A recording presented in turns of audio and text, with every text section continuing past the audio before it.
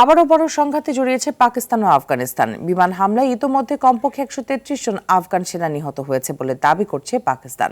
আহত আরও ২ শতাধিক। এদিকে আফগানিস্তানের দাবি, তাদের হামলায় নিহত হয়েছে ৫৫ জন পাক সেনা। বিস্তারিত আব্দুল মালিকের রিপোর্টে।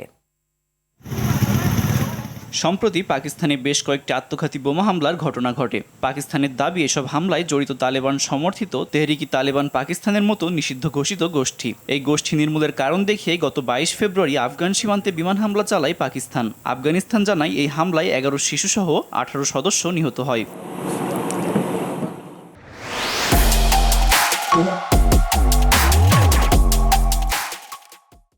এমন হামলার প্রতিবাদে বৃহস্পতিবার পাকিস্তানে পাল্টা হামলা চালায় আফগানিস্তান।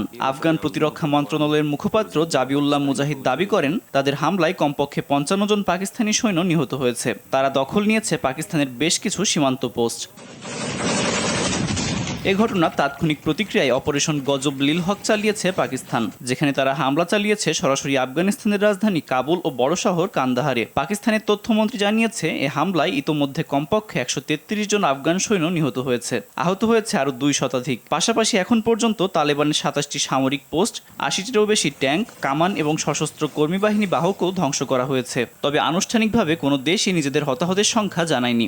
বৃহস্পতিবার নিজেদের ২ সেনা নিহতের কথা জানিয়েছিল পাকিস্তান।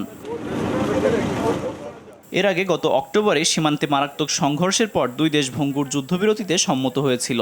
পাকিস্তান আফগানিস্তানে ২৫৭৪ কিলোমিটার দীর্ঘ পাহাড়ি সীমান্ত রয়েছে।